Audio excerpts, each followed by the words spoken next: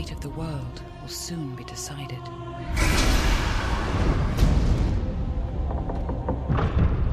The dominion of evil grows even stronger. There is a union now between the two towers. Barad-dûr, fortress of the Dark Lord Sauron, and Orthanc, stronghold of the wizard Saruman. The peril of the Ringbearer deepens. An unseen danger draws closer. For there is another who hunts the ring. The thieves! They stole my precious, and we want it!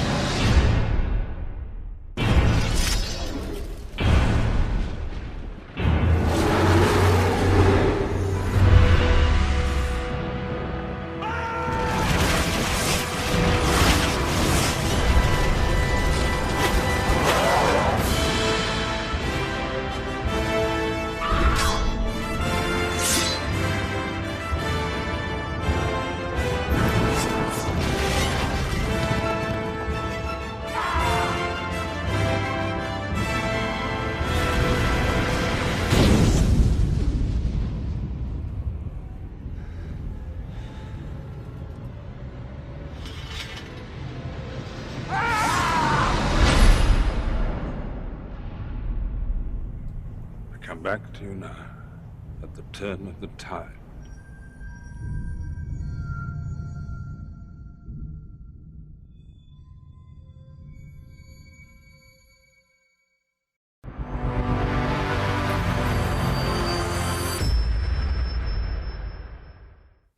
Welcome back to Geek Channel 8. I'm Eric. I'm Johanna. I'm David. I'm Rosie. So I've been watching The Boys with my boyfriend. Love that series. And I I just realized while watching it this time that Éomer is Carl Urban. Yeah, he was Bones on Star Trek. Yeah, he's such a diverse actor, and I didn't even recognize him at first because in The Boys he has like short, dark, spiky hair and facial hair. Yeah, and if you remember when we watched Loft, mm-hmm. There's an American version of Loft, and he's in it as one of the guys in that. I forget which one he plays, but he's one of the guys that.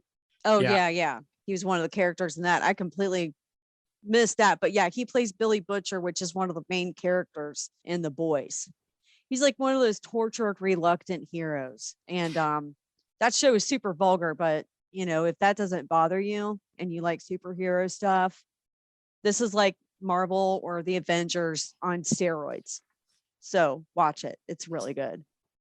I just recently finished what I'm calling my trilogy of Depression era law and lawlessness on streaming, and that was the one season TV show of Damnation, which was about farmer strikes in Iowa, inspired by true stories, and then two based on true stories, one called Highwayman, about the cops that eventually catch and kill Bonnie and Clyde, and then one called Lawless, about bootleggers and whiskey makers in rural Virginia during Prohibition. So I just watched all three of those things, and so now I'm full up on my Depression era lawlessness. I am going back to the movie theater for the first time in a long while, going to see Raya and the Last Dragon today. I know nothing about the film. I don't actually care, but it's finally at the point where I need to be in a dark theater with strangers eating popcorn and Sour Patch Kids, and it does not matter what the pretty lights on the screen are telling me. It's gotten to be that bad. Just so ready to be back at the movies. I'm glad you bring up Raya and the Last Dragon because this is my beef of the week. So people are saying that this is the second Disney princess from the Pacific Islands. Some people are saying the first, some people are saying the second, with the first being Moana. However, I disagree. I believe this is the third Pacific Islander Disney princess because I consider Nani from Lilo and Stitch to be the first. And here's why. One, She's Polynesian, so checks off that box long before Moana. And also, she's literally named after a Hawaiian princess, Liliuokalani, who later became the queen. So this is just something that has been bugging me for ages, for years. I maintain Nani from Lilo and Stitch is every bit a Disney princess. Well, I'm excited for Raya only because I've seen all these pictures of like how they animated her hair, and the technology for some of the animation is really just getting to be out of control. I did watch another movie this week, Mitchell versus the Machines, which is produced by Lord and Miller of Spider-Verse fame and Lego Movie fame.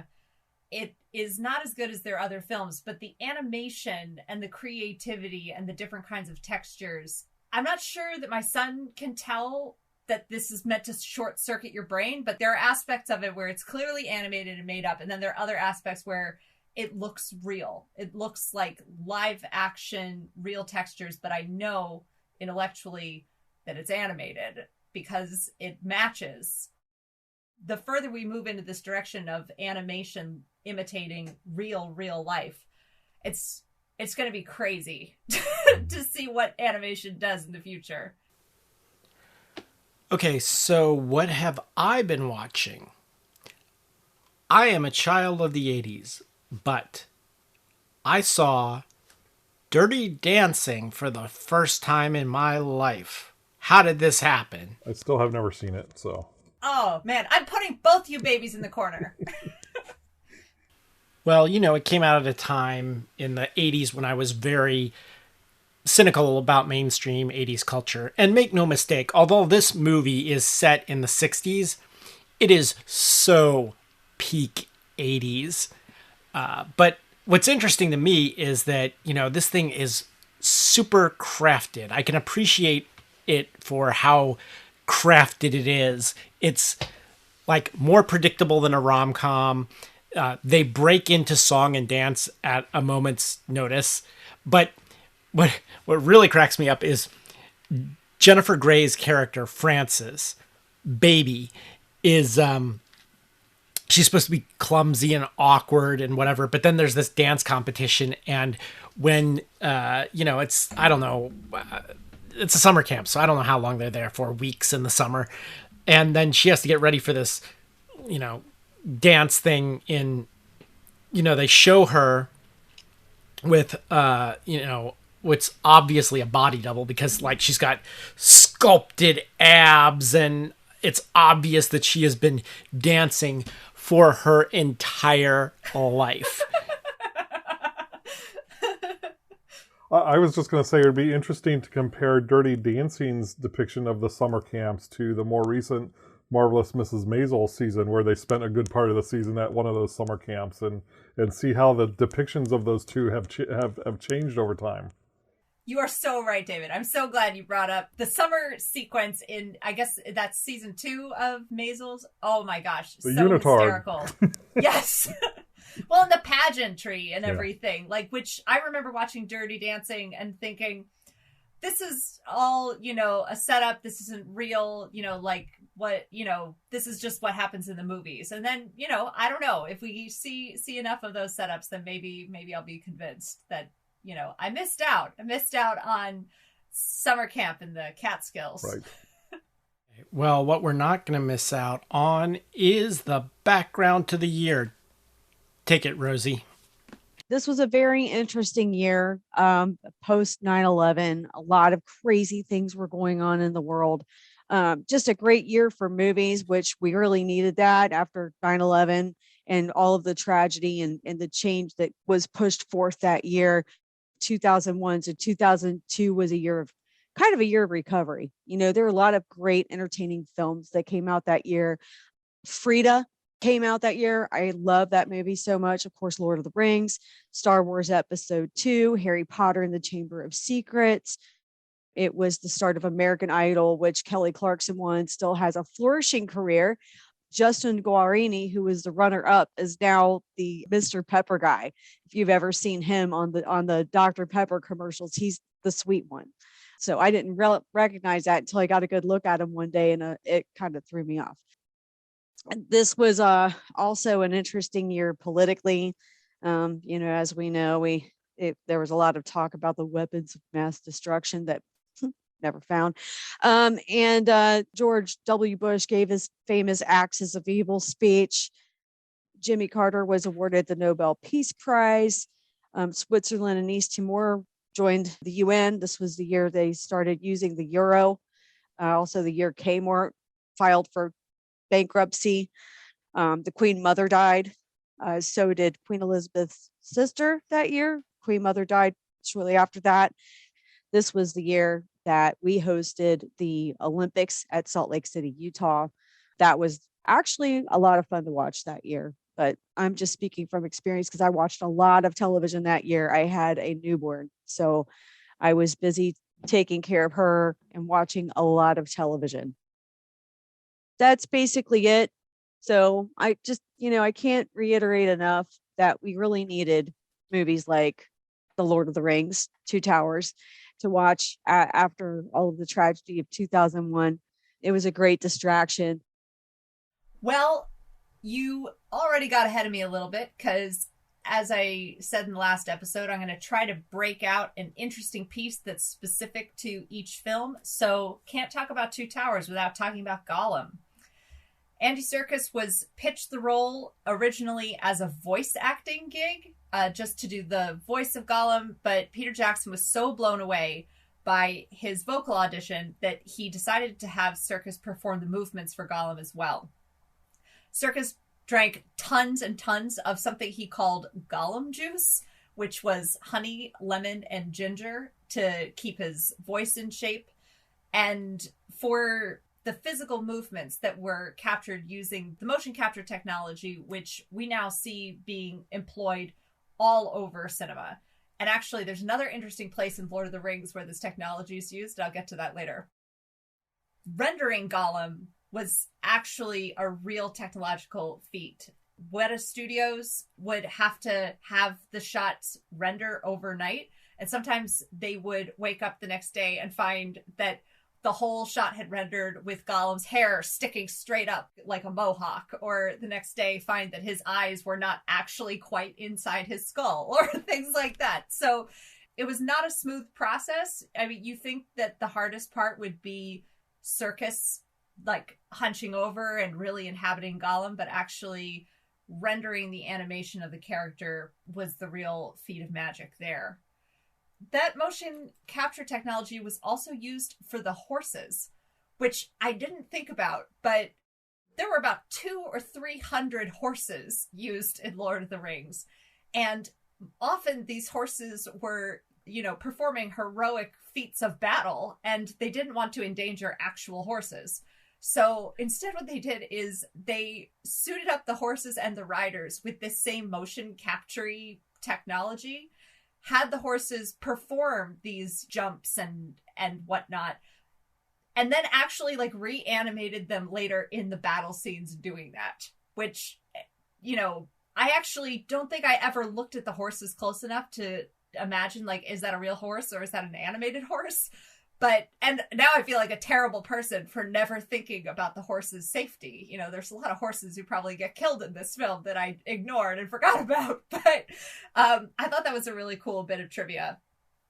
So the other thing you have to talk about when you talk about Two Towers is the Battle of Helm's Deep, which, now that we've gone through and talked about The Hobbit and the epic scale of the Battle of Five Armies, now, zooming back and talking about Helm's Deep seems a little bit, backwards, but Helm's Deep was one of the first major army battle scenes that really tested Weta's rendering of these huge scale armies.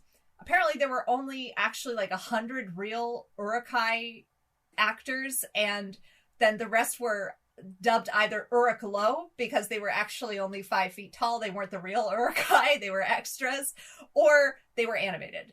There were really only 100 actors representing that huge, massive army. There were so many extras actually in the Battle of Helm's Deep that they all got t-shirts saying I survived Helm's Deep. And apparently they run into each other every once in a while in New Zealand and have no idea that that person was there. One of these extras showed up on set wearing an eye patch, was a veteran, had lost an eye, and Jackson politely asked to see what was under the eye patch and then politely asked him to perform the role with his bare socket present. So when you take a closer look and you see a one-eyed soldier, he's now very proud of having removed the eye patch and gone through with this, but at the time he was pretty hesitant. So the Battle of Helm's Deep was edited down from 20 hours of footage shot over a 4-month period. 3 of those months, all of the shots were done at night, and then 1 month during the day. And most of the night shots done with a massive rain machine battering down on the cast. So if you can imagine, 3 months of shooting in the dark in the rain for this, it's just incredible. There were 10,000 people doing the battle chants for the Uruk-hai. They managed to capture that sound at a cricket stadium where, there were 25,000 fans there all chanting Derbgu, Nashgu, Derbgu, Dashu. And Peter Jackson apparently led the crowd in this chant.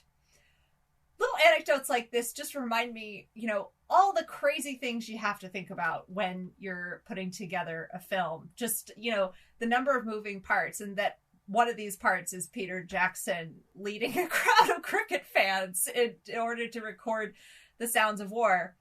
Another hilarious bit of trivia, Edoras, the Rohan city, was filmed in a national park, which they were told by the Land Conservancy in New Zealand that they had to leave in the exact condition in which they found it.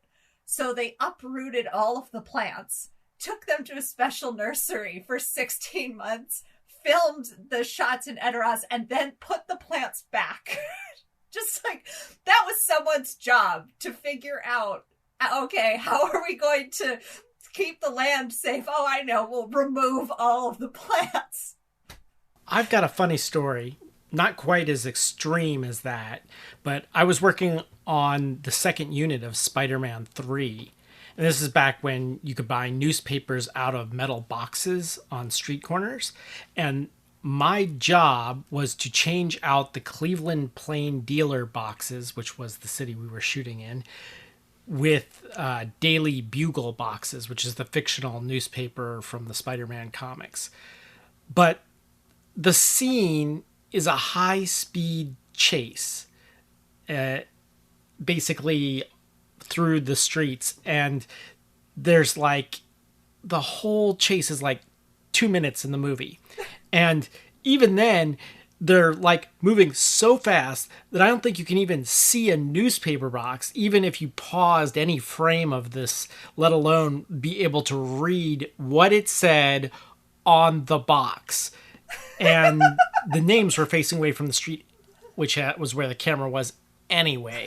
But yeah, kind of the lengths to which they go to try to make sure they cover up any possible little thing is crazy. Well, and what's hilarious about that is, back when Spider-Man 3 was made, I imagine there were some sequences that were done as special effects with CGI, and then there was stuff that needed to be in the real world. And what's hilarious about your story, Eric, is I just can't imagine that happening in a movie now. They would never have you change out physical newspapers. They would just animate that. They would just draw it in as a different newspaper. So back in the day, man. I think the modern equivalent of that would be from the Star Wars movie on the Luke's Lonely Island, where all those porg things were actually, what are those Arctic birds? Penguins? Not penguins, but the ones that are looks like halfway between penguins and regular birds. I'm just blanking. Puffins? Puffin, yes, puffins. All those were actually puffins, and they decided that Luke couldn't be on a planet with puffins, so they created porgs to cover the puffins. What? And then gave them their own little storyline. David, this is exactly why you're here.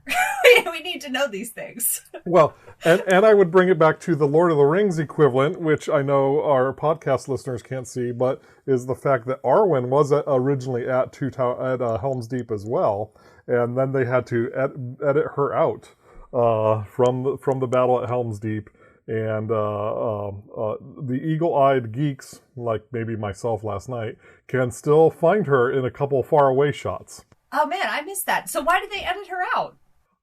They decided, I think probably wisely, that, Arwen replacing Glorfindel in Fellowship of the Ring, which makes many fans, including Eric Matt, I think, is one thing, but Arwen showing up at Helm's Deep, being basically the equivalent of Éowyn, was maybe an adaptation a little bit too far.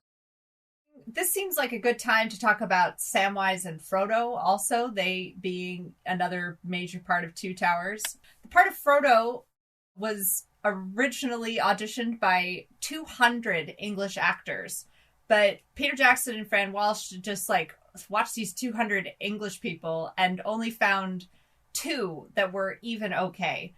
And they assumed going into it that they would need to find a British actor because, Tolkien being such an iconic British folklore, and the part of Frodo represents the audience and represents the reader, and that there was a feeling that that person should probably be a Brit.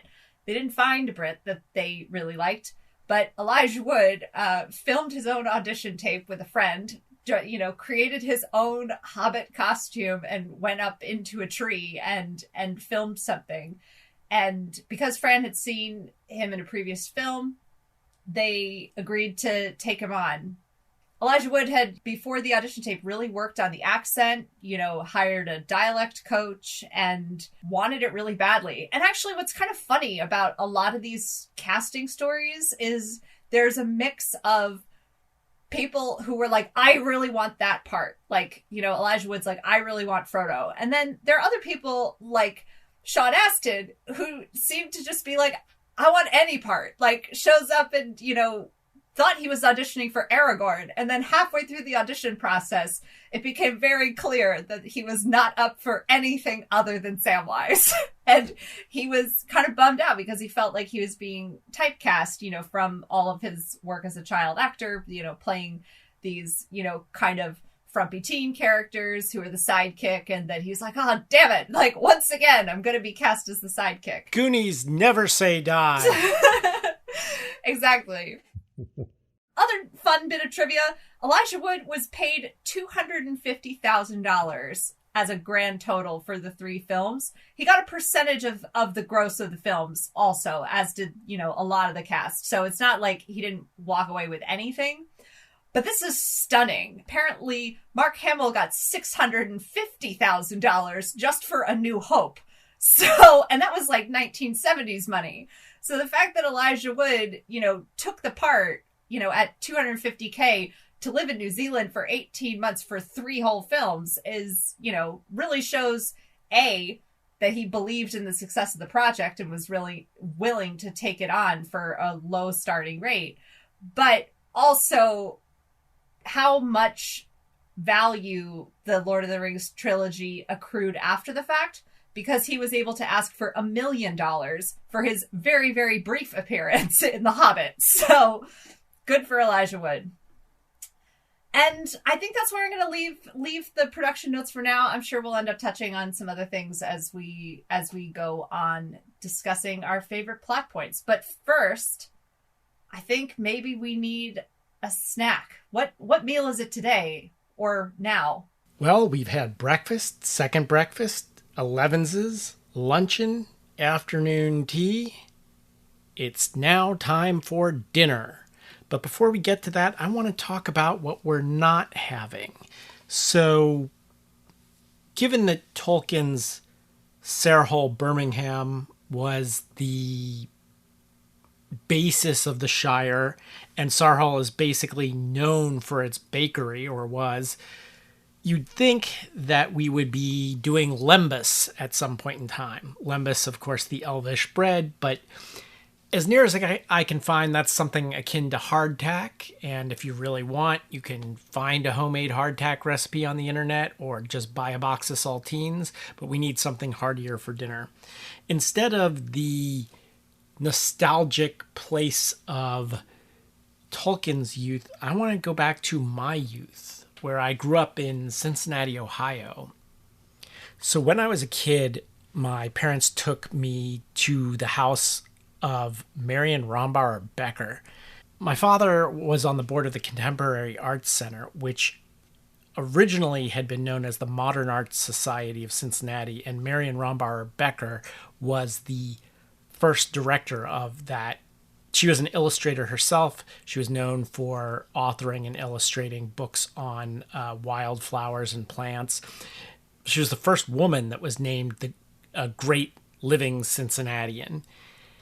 This woman had the biggest kitchen I have ever seen.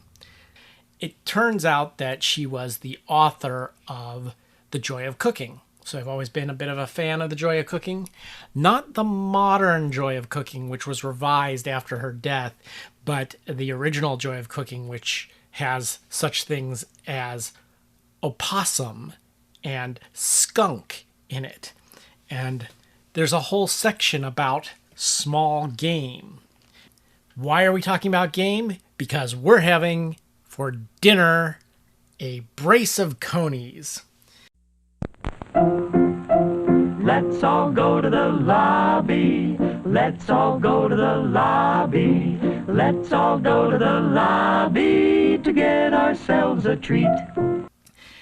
To dress rabbit or hare, sever the front legs at the joint. And of course, there's a diagram for all this. Cut through the skin around the hind legs the same way. Tie the feet together securely. Hang the rabbit on a hook where tied. From the dotted line, pull the skin off the legs toward the hind feet, stripping it inside out like a glove. Then pull the remaining skin over the body and forelegs, sever the head and discard it with the skin. Slit the rabbit down the front, remove the entrails and discard them except for the heart and liver. Wash the carcass inside and out with acidulated water which has basically 1 or 2 tablespoons of vinegar. And then rinse and dry carefully. Rabbit or hare can be cooked by any recipe calling for chicken, especially highly seasoned dishes like curries, or use any of the following recipes, and there are a whole bunch of them. The one that we're looking at is roast rabbit or hare. Basically, you preheat your oven to 450 degrees, you skin and clean a young rabbit or hare, or in this case, 2 of them, since it's a brace of conies. Stuff it with any recipe suitable for fowl, adding the sautéed chopped liver. Close the opening and truss it. Brush the rabbit with melted butter or vegetable oil. Dredge with seasoned flour. Place on a rack on its side in a roasting pan in the oven. Reduce the heat to 350 degrees. Baste every 15 minutes with the drippings in the pan, or if necessary, with additional butter. Turn the rabbit when cooking time is about half over. Cook until tender, about 1.5 hours. Then make some pan gravy and serve with grated fresh horseradish and boiled Taters. Follow me, potatoes. And be sure to save 1 potato for supper. We'll talk about that later. What, Eric, first I was going to say, I think our listening audience is going to be very disappointed that you didn't reveal the secrets of Eowyn stew, because that looked mighty tasty. So I wanted to learn how to cook that. So, just following up on something I said from Fellowship of the Ring, about how in the books, Aragorn and Frodo are sort of the action protagonists, but not the emotional protagonists. And Jackson, I think, makes the smart adaptation decision to make Frodo and Aragorn go through an emotional journey as well. And you really see that paying off here in Two Towers, where Theoden's giving Aragorn a little bit of a lesson on, hey, if you want to be king, you got to be taking care of your guys and being a better leader here. And Frodo's realizing that he's seeing his own future in Gollum, and that he has to be able to save Gollum in order to have some hope for himself. what little hope he has, and Sam doesn't realize that yet. So you're seeing this payoff about making Frodo and Aragorn go through an emotional journey in the movies that they actually don't go through in the books. Aragorn has decided he wants to become King of Gondor or die trying, and he doesn't really go through this questioning period. So I like that adaptation for Two Towers to kind of build on that story building for those two characters. Two Towers it's a problem book to adapt because you have two very different stories, and actually it breaks down into even smaller stories, and they're on completely different timelines. For instance, I looked it up in the handy dandy tale of the years in the appendices, and where this movie ends on the Aragorn and the war story, Aragorn and Gandalf and Merry and Pippin, where it ends for them, Sam and Frodo are just then getting towards the Black Gates of Mordor. So the time displacement here in the books is difficult to adapt, and I think Jackson does a pretty good job of handling that matter. You also have the matter of where does the Two Towers begin and where does the Two Towers end? And if you look at the book is 21 chapters long. But I think, depending on how you count these up, there's 8 chapters that are not covered in the movie. One chapter is kind of covered at the end of Fellowship of the Ring, and about 7 chapters are left to handle in Return of the King, which is why Return of the King gets longer and longer and longer. So it's really just kind of, I don't know, 2/3 of Two Towers that is showing up in the movie. 2/3 of Two Towers, the book, is showing up in the movie. And I listened to a little bit of the directors and producers' commentary about this, and they were saying they really wanted the movie to have a beginning, a middle, and an end. And if you made the book as the book, it really wouldn't have that. But they wanted the movie to stand on its own, and I think that's fair. But then I think the consequences of that is you've left a lot to do in Return of the King to catch back up with a text. Okay, with all this disparate plot, what ties this together as one film? The whole reoccurring theme of the movie was hope. This was the movie that put the beginning and the end together. And so, sometimes like the second part in a trilogy can be like, just waiting, just waiting for all this crap to be over with so we can get to the end. But that wasn't one of those movies to me because, obviously I picked the Lord of the Rings, so I love this series. But just the constant theme of hope. Every time we thought that this was the end, this was a tragedy, they couldn't get through it, whatever the situation was, somehow things pulled together and they got through it. And, bringing more hope every single time from beginning to end. And I also love the environmental theme of the movie, which was appropriate for that period of time. Even back then we were screaming like, come on, we got to do something about the environment, or it's going to be too late. And, here is Saruman trying to ruin the earth, basically, with evil and destruction, wiping the earth from man and nature, and trying to make it this industrial underworld. The old world will burn in the fires of industry. Mm-hmm. Yeah, I had that line written down too. Of that line seems to define not just this film, but actually like what the good versus evil battle is. That it's, the good old world of the, and I could like go on and on about the English country house strain of literature that Hobbiton is based around, this erasure of labor in favor of this like peaceful, abundant kind of lifestyle where no one does really a lot of work, but there still seems to be plenty of everything for everybody. That version of prosperity that maybe actually doesn't exist anywhere except in the English imagination versus industry, which is, directly opposed to this nostalgic idea of what English life was like pre-industrial revolution.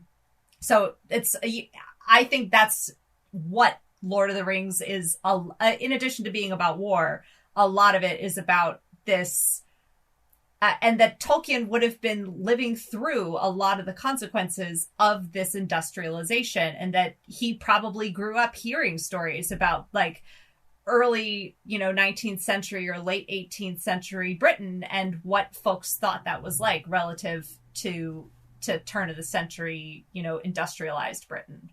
Anyway, sorry, that was a very long rant.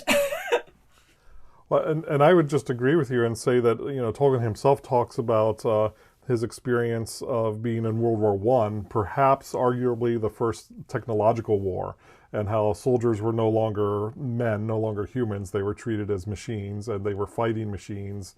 And so I definitely think this is a reaction to this, and a reaction to what he sees happening in his beloved English countryside as well, as he's going through middle age and older. I would also, do a deep dive into Tolkien geekdom and point out that both Saruman and Sauron were students, were accolades, were assistants to the god of technology in Middle-earth. And it seems like in a lot of Tolkien's writings, not just in Lord of the Rings, it's people that start out with good ideas. Oh, we're going to use our technology for good. This is going to be a good idea, but then it just goes off the rails at some point. And so that's a very common theme in Tolkien's writings. And it's interesting to think that the villains in Lord of the Rings, in Tolkien's mind, were both students of the god of technology. Okay, so let's talk about for a second, who were these men that were allied with Saruman? They seem, I don't know, a lot like Celtic tribesmen.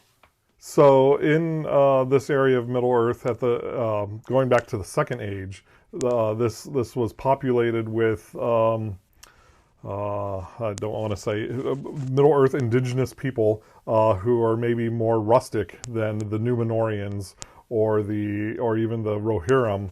And so they have been somewhat displaced, first by Gondor and then second by Rohan, and have been pushed farther and farther and farther to the edges of the mountains and edges of society. And every now and then they would rebel against either Gondor or Rohan and try and reclaim some of their land. And so, when you put it that way, it's sort of like, oh, maybe we should be rooting for them. So it's these original residents of that area of Middle Earth that have been displaced by these, more good-looking peoples with bigger swords that are aligning themselves with Saruman. Okay, so if the indigenous people are kind of like the Celts, then can we say the Rohirrim are kind of like the Saxons? Definitely, and linguistically, the little bits of Rohirrim language we get are very much Old English-y, more so than the Elvish languages that are more like Greek and Latin. So I definitely think Tolkien has that in mind when writing about them, and their whole culture, actually. Side note, production note about the Rohirrim. For the film, they actually had a lot of the Rohirrim portrayed by women wearing beards because it was, unreasonable to find that many men who could ride horses. So a lot of the Rohirrim are actually ladies with beards. So some more women in the film. I was just so excited when I read that. Or indigenous New Zealanders wearing blonde wigs too. So they tried to get everybody.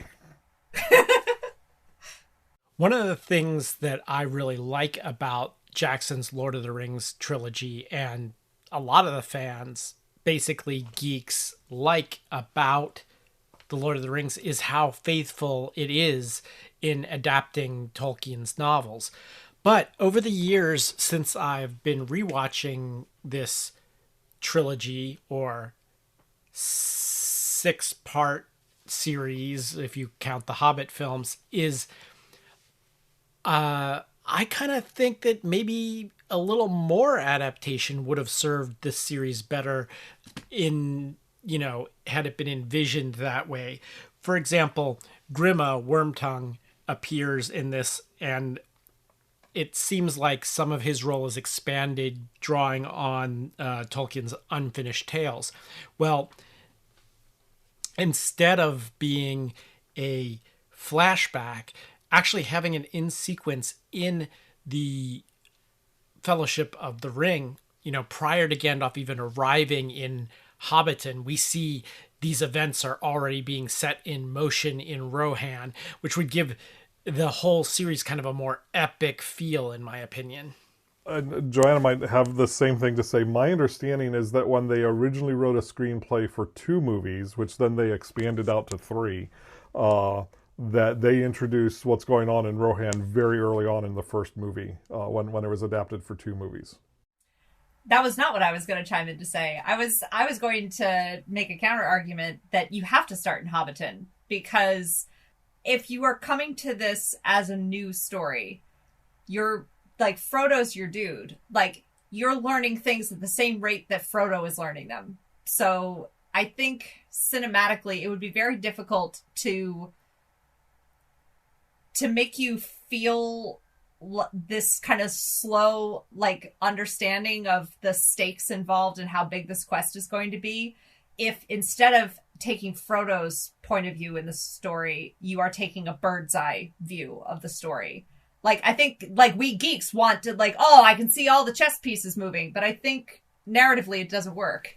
I think it can work depending on how big your story is going to be. I mean, that's what Game of Thrones was. Game of Thrones was constantly switching points of view between this character over here and then this character over in another part of the world.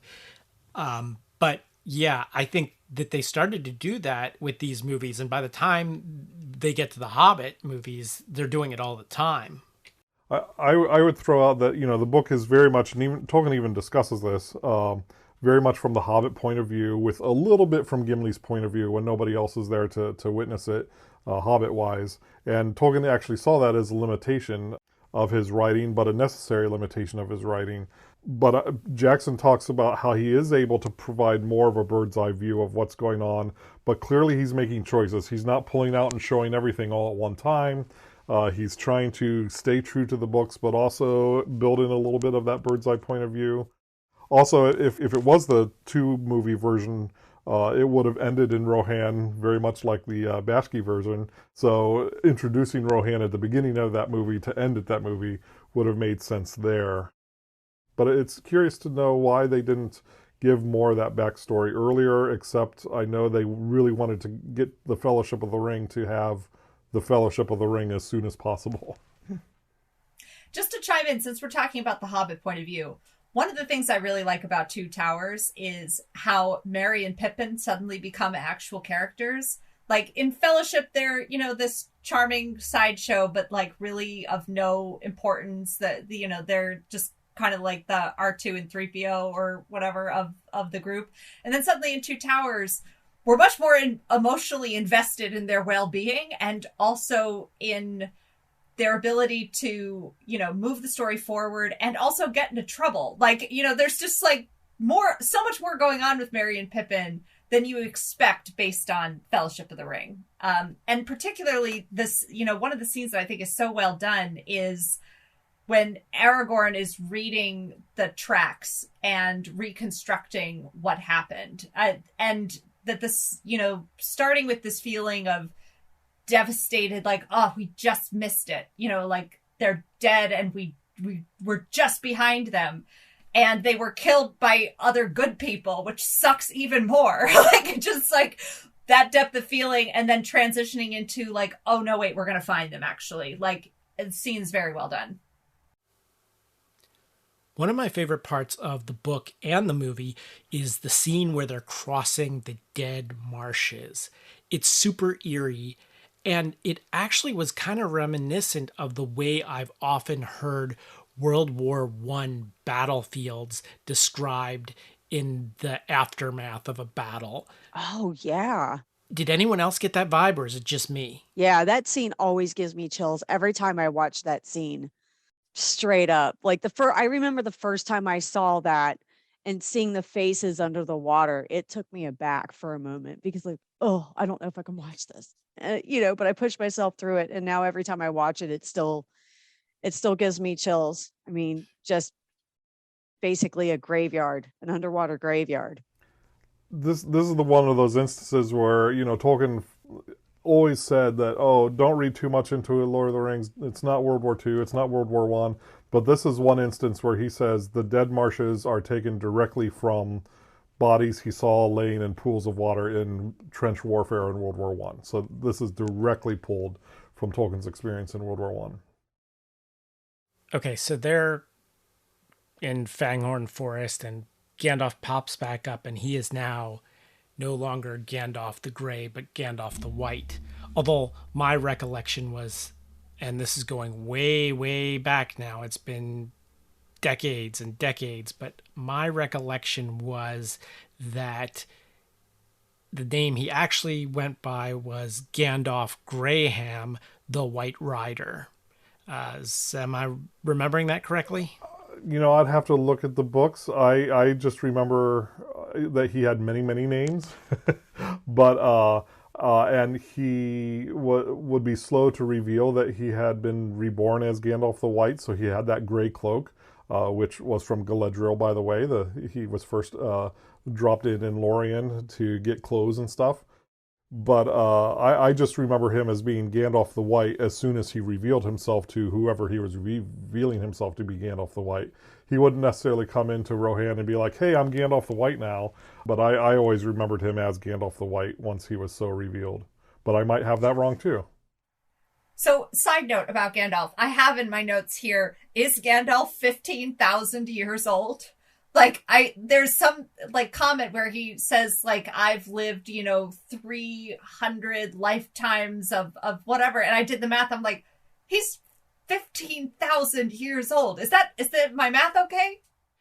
I don't know if that's the case. I do remember that generally in fantasy stories we think of wizards as being men who've mastered magic, but in this case, Tolkien says that wizards are not men. They predate men. Tolkien's cosmology is that, being a good Catholic, there's one God, right? There's one All-Father. But then the first thing that God creates is angels. He calls them something different, but they're basically angels. And there are two levels of power of angels. Fewer number of very powerful angels, which are equivalent to our Norse or Greek or Roman gods in human mythology. And then there's kind of a secondary tier of more numerous angels. And Gandalf and Saruman and Sauron and the Balrogs are all the second tier of angels sent to Earth to either help build or help destroy the Earth, depending on if you're good or evil. And when the more powerful gods, the more powerful angels, decided that they needed to send emissaries to help, they picked out 5 of these second-tier angels to go to Middle-earth to try and help defeat Sauron. But they put them in somewhat of an aged human form and depowered them, so they don't have access to their full power as angelic beings. And they sent them to Middle-earth. But Gandalf, in that form, had probably been in Middle-earth for some hundreds, if not a couple thousand years. But his spirit, his angelic spirit, would predate the Earth itself. Wow. Okay. Whoa. As long as we're on the subject of ages, how the hell old is Aragorn? Did the Dunedain have elvish blood? 87. 87 was what they said. Oh man, that's young. So, man, you're just asking me all this. I'm getting into all the super geeky stuff. So, at the end of the first age, when Morgoth, who was the more powerful evil angel, is defeated ultimately, there are 2 children who are, through 2 different sides of their family, basically half-elves. And the gods say to them, hey, you're both half-elves. We don't know what to do with you. You can either choose to be a man or a human, or choose to be an elf. And one of them chooses to be an elf, and that's Elrond. And one of them chooses to be a human, and that's his brother Elros. And they're like, okay, you choose to be human. We're going to bless you with long life. I think he lived to be over 500 years old. And your children are going to be blessed with long life, but still mortal life, but long. And we're going to make you the first king of Numenor. And so ultimately Aragorn, through, I think I've counted it once to be around 130 generations, but somebody out there will correct me, plus or minus 5. Aragorn is 130 plus or minus 5 generations removed from Elrond's brother. and all of Elros's descendants had long life. Okay, well, since we don't have the Ask a 12-Year-Old Boy feature this week, I'm going to think back to when I was 12 years old. One of the great unanswered questions of Tolkien that we used to debate as 12-year-olds playing Dungeons and Dragons. Woo! What do the Nazgul ride? What are these winged creatures? We came to the decision that they are wyverns. But officially, what do the Nazgul ride? Fell beasts. There's never a good description of them other than what they look like. No, I would say the movie version are slightly more muscular than what Tolkien describes, but they are not equivalent to anything that we anyplace else. So fell beasts. And on the subject of riding, here's my nitpick about horses. Can we just take that quote out of context and just insert that into several other podcasts? Here's my nitpick about horses.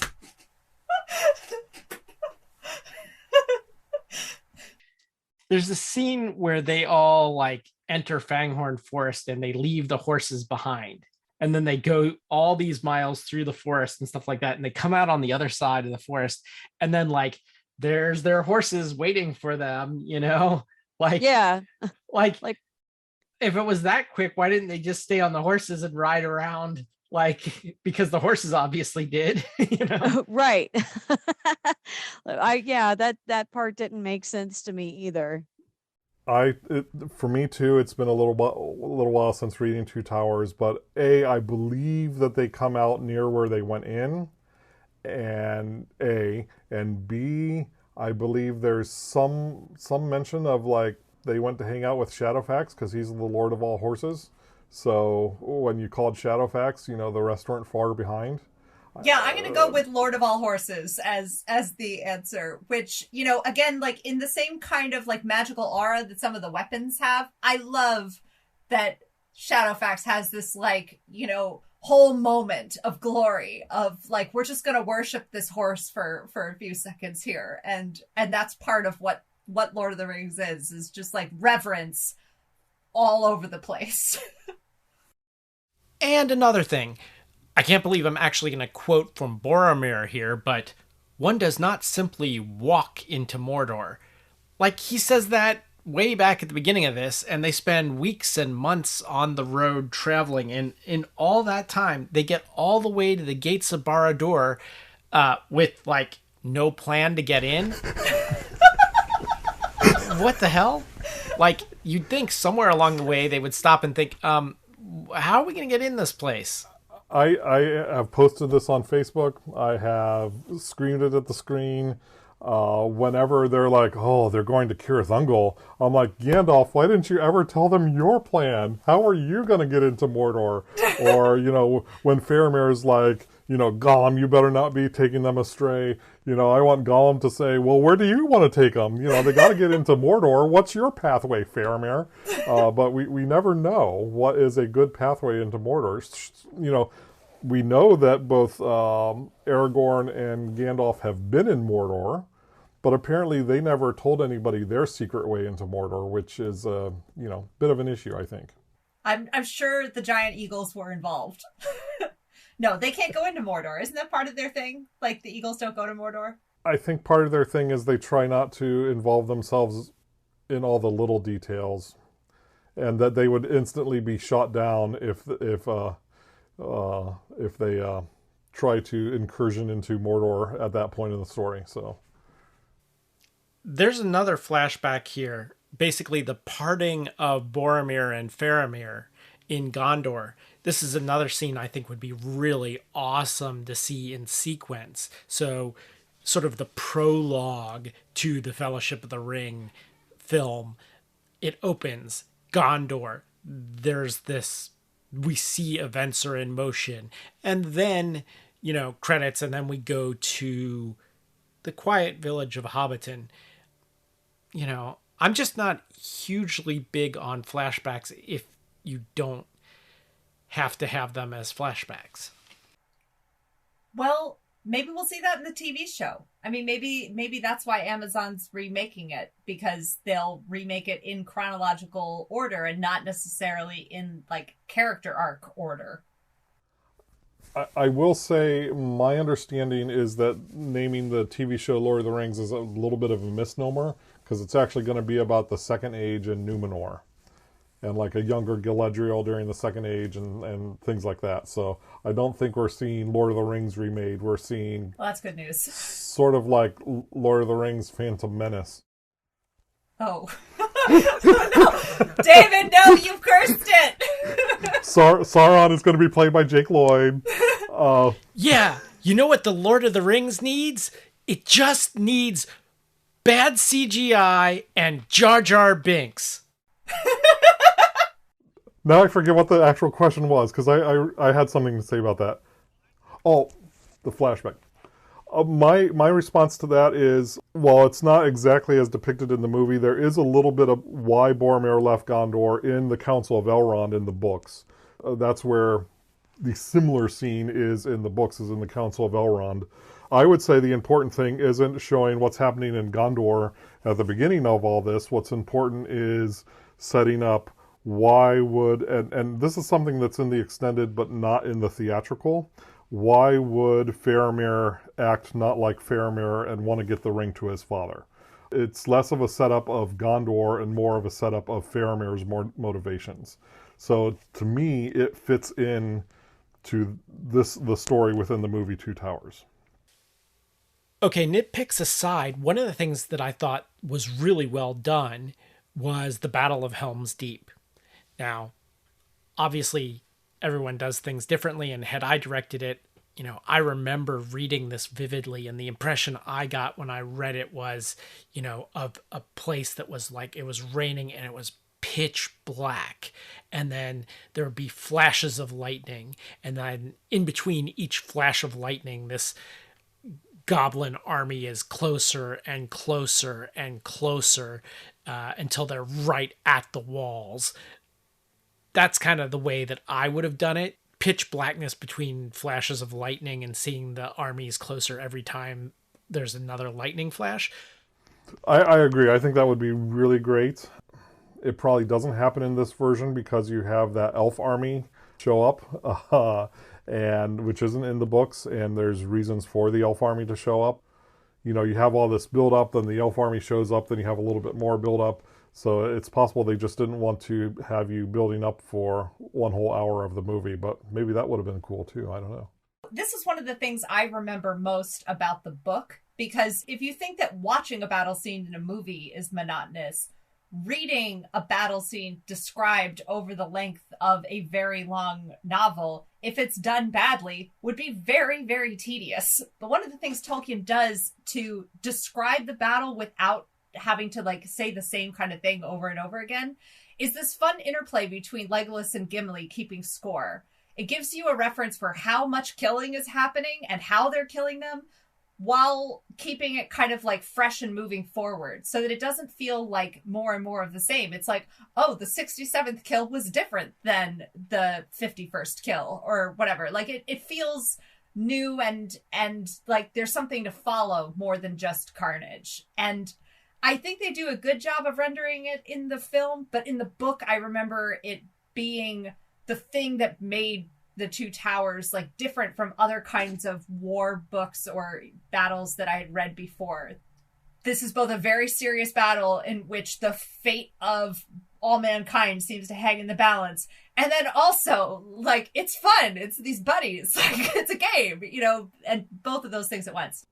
And I would say in the book, Legolas and Gimli get separated for a big chunk of the night. So then that's the first time where you kind of are like, oh no, these two people are just becoming friends and now they're separated. What's going to happen to them? So there's that kind of suspense that's built into that because you've gotten invested in in their stories in the battle as well. Only other thing I want to mention about Two Towers is the subplot with Éowyn. And I know we're going to come back and talk about her more in Return of the King. One of the things I don't remember from the books, and I'm hoping, David, you can chime in here, is the rape undertone of, like, what's going on with Grima Wormtongue being like, Saruman promised me your sister, and then like they're left alone in a room, and she's like, I would never be with you in 1,000 years or whatever. And I don't remember that from the book, and maybe it's because I was 11, but I don't remember it from the book, and it feels so out of place and so gross and like, I'm not saying not that it's not well done. Like, it's very well done because it feels so gross, but it's like there's nothing else that happens in Lord of the Rings that's like this scene. So, it's like I'm sort of torn between like, okay, I'm glad that it's in there because it does kind of reflect a major feature of life in the Middle Ages for women. Like, the threat of rape was constant. The threat of not being married off to someone that you don't want to marry is like a real feature of being a woman at that time period. But at the same time, considering that Éowyn is like only one of a handful of named female characters, the fact that this is another thing that she has to deal with, I found unfortunate and bothersome. And like, I don't know how to feel about it. David, is this something in the books? Well, and again, man, I should have reread the books more recently. Not as overt as in the movies, but my memory from the book is that absolutely Grima thinks that he is going to be given lordship over Rohan. He's going to be the new king of Rohan when it's all said and done.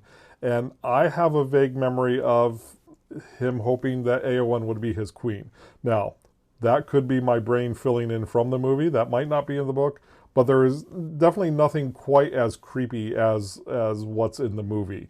If it is in there, it's just sort of like a, yeah, I'm going to be the new Lord of Rohan, and I would be able to have Éowyn as my queen, but not the creepy stares and the Eomer threatening him to leave his sister alone and all that kind of stuff. That's not in the book.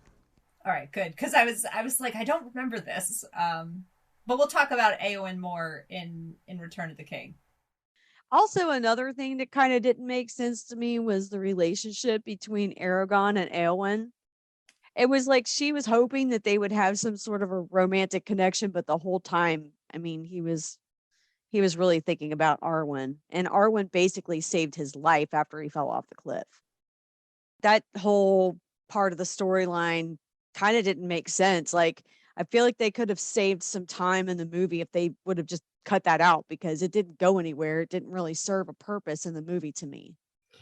I think that everybody, like the hardcore fans, wanted it though, because that's actually a thing in the books. It's like, he's got the hot elvish chick, and then he's got this human side piece, like yeah. Yeah. She is constantly trying to get Aragorn's attention in the book, but again, in the book, Aragorn has decided, I'm going to become king of Gondor, marry Arwen, or die trying. So he's always putting her in the friend zone, in the book. Whereas in the movie, for a few minutes, he's sort of like, yeah, I could end up with Éowyn. Until finally he decides that no, I have to do this thing. But so there's a little bit more back and forth with Aragorn, and it's more of a two-way flirt in the movie than it is in the books. While my huge nitpick with this movie is the Aragorn fake death, but my not huge nitpick with this movie is Arwen. Tolkien himself says that Arwen's sacrifice is as large as Frodo's sacrifice, and he just wasn't able to show that in the text. To make up for that, he wrote this tale of Aragorn and Arwen that shows up in the appendices of the books. And what Jackson has done is all the emotions, all the ins and outs, all the will they or won't theys is there in the tale of Aragorn and Arwen. It's spread out before Lord of the Rings starts, but Jackson has taken those ideas and compressed them in time to take place during Lord of the Rings. So I think that is a fair adaptation of building up Arwen's character. So it's not just like, oh, out of the sudden this woman we've only met very briefly is now queen, but also to fill out Aragorn's character a little bit more, his emotional journey, show other aspects of what was going on that Tolkien wasn't able to show with his Hobbit-only point of view. So it's there in the books. It's just that Jackson is lifting it and time compressing it into the time period of Lord of the Rings. So I give a thumbs up to the Arwen arc in these movies. Okay, David was particularly impressed with the Arwen story arc. Was there anything in this movie that Rosie and Johanna you were particularly impressed by? One thing I was really impressed by, just from watching it when the movie came out and watching it now, 20 years later, was the transformation of King Theoden. That really kind of stood to the test of time. Like it stood up to it. Oftentimes, when you watch things from 20 years ago in computer generation from then, it's it's obviously not as good as now because technology has just come a long way. But that scene right there was still legit. I was Yeah. impressed that it still held true. Like I watched it closely. I watched for glitches and things like that, or sharp movements. Some those little things that you catch that you can tell it's like this is computer generated. But I didn't see any of that. That was clean. It was beautiful. So remind everybody what happens in that scene. King Theoden was under a curse. He was under a curse by Grima Wormtongue. And Gandalf the White, eventually he shows up to his castle, calls Grima out for who he is, pulls the curse off of the king, and then the king makes his transformation back to himself again. And it's a very powerful scene. And one thing about that scene I want to mention is after he makes his transformation, the king wants to kill him. And Aragorn stops him and says, "Don't. Enough blood has been spilt. Just let him go." And lets him go. Yeah. Which I kind of didn't like that because all he did was go back to Saruman and be like, yeah, they're going to go to the Helm's Deep. So yeah, just attack that place. Have fun with it. Yeah. They should have killed him. They would have saved their whole lives. There are a lot of times in the Lord of the Rings where Tolkien wants them to choose mercy. It happens with Gollum all the time. Oh my gosh, yes. But it always comes back to bite them because like the person always betrays them again. It's like, well, if we had just killed them the first time, we wouldn't be in this mess, Oh, I know. Yeah, just like the whole time they're on this trip and Samwise is constantly, telling Frodo, no, don't trust him. He's trying to kill you. He's trying to take the ring.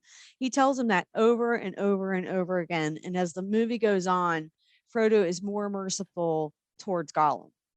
But, I don't want to do any spoilers for The Return of the King, but basically, I guess Tolkien would say, there's God's plan. There's God has a bigger plan. And so Gollum fits into this somehow that we don't know yet. So we're going to keep him alive, even though he's trying to kill us.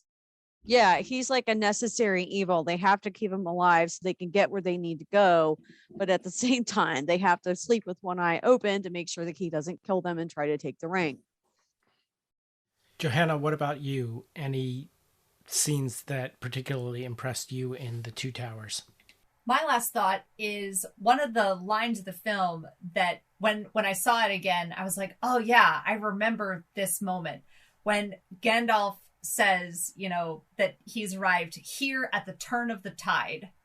And I don't know whether it's the sound of Ian McKellen's incredible voice saying those words, but that sense of The Two Towers has always stuck with me. This kind of feeling like this is a moment where big things are shifting in some direction. But the more I think about it, the more I wonder, like, is this a turn of the tide when the good forces are going to push back evil that has been slowly encroaching over thousands of years? Or is it the other way, like the Empire Strikes Back way of like good has had it peaceful for a while and now evil is finally making their push and good has to stand firm as it becomes high tide. So I've been thinking about like, what is this turn of the tide? But that line in particular hangs with me. One thing we have to talk about before we end this is the title itself, The Two Towers. We had spent a bunch of time in this podcast and the last podcast talking about how these films came in the wake of 9/11. Famously in 9/11, two towers were destroyed. Does anyone remember if that played into the news at all surrounding the release of this film? I know that there was press where Jackson addressed that and said they thought about changing it, but in the end, they thought that A, you had to stay true to the books to some extent, and that B, that would have given power to the terrorist attack. So I remember that being addressed in the pre-press, why they decided not to change it. I don't remember any disclaimer in the film itself.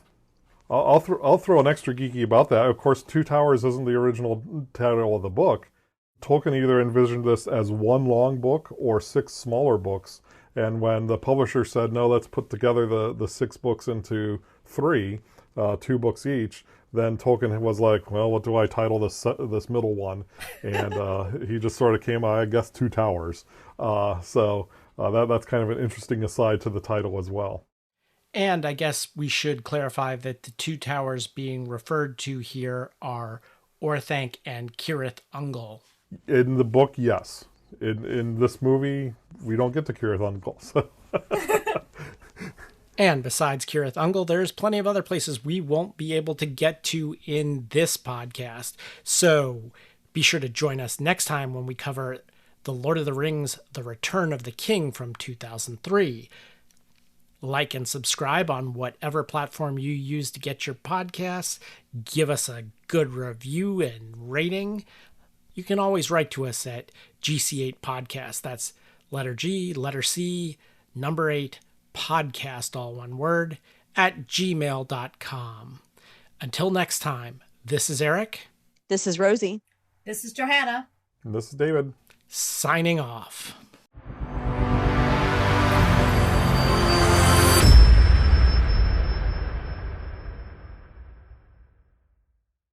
Well, he's not coming back. And even if he does come back and you stay together, he's going to grow old and die, and you're just going to be alone forever. So you might as well just come over with us and be heartbroken forever instead.